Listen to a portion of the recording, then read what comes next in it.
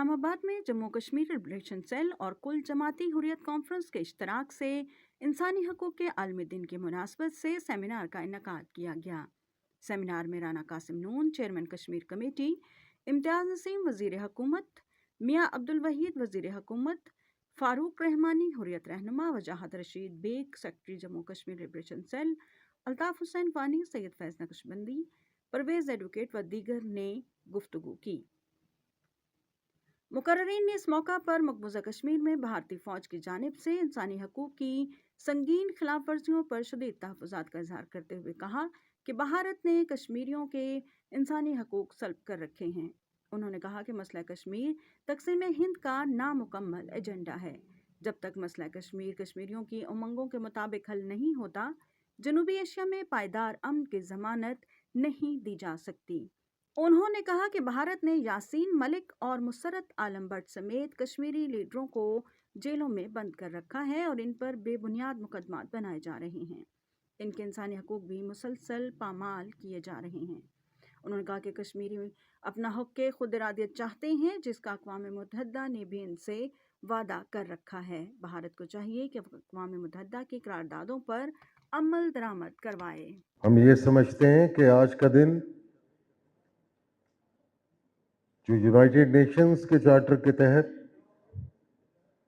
ایک universal declaration کے حوالے سے، ہیومن رائٹس کے حوالے سے پوری دنیا میں منایا جا رہا ہے۔ ہیومن رائٹس کا درس تو بینگ اے مسلم آپ سرکار صلی اللہ علیہ وسلم نے 1400 سال پہلے ہمیں دیا ہے۔ جو چارٹر انہوں نے ہیومن رائٹس کا دیا ہے، یونیورسل ڈکلیریشن کی خلاف ورزیاں ہوتی جا رہی ہیں۔ Indian illegal Jammu and Kashmir میں یا غزہ ہو، بڑی مماثلت ہے، سملیرٹیز ہیں۔ کشمیریز کی تو قربانیاں سینکڑوں سال پر محیط ہیں۔ معاہدہ امرتسر سے لے کے اور اس کے بعد اس سے پہلے جہاں سوشل موومنٹ چلی، جہاں پولیٹیکل موومنٹ چلی، اور 77 ایئر سے فریڈم موومنٹ چل رہی ہے۔ pellet guns in Indian occupied Jammu and Kashmir. More than 1,000 Kashmiris have lost eyesight permanently. This is torture.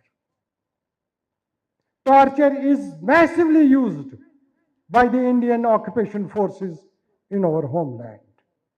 While the United Nations has banned the torture, torture is not allowed in any circumstances. To be honest, and if there is nothing more I can add to your knowledge about the human rights abuses in Indian occupied Kashmir, what has been committed over there. But I am here to address this younger generation in front of me. UN Secretary General's office on reprisals around the globe against the human rights defenders, and the things which Banasa was telling you about, Khurram Parvez, Irfan Mehraj and all that, all these things are mentioned there. That means international human rights mechanism has not abandoned Kashmir.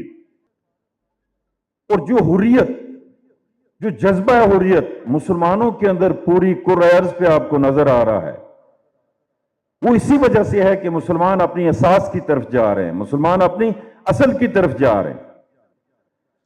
کہ ہمارا وہ سبق، کھویا ہوا سبق جو ہے وہ انسانیت کا سبق ہے۔ ہمارا دین ہمیں ہیومینٹیرین ویلیوز سکھاتا ہے، انسانیت کا درس دیتا ہے۔ وہ مسلمانوں سے بڑھ کے انسانیت کا درس دیتا ہے۔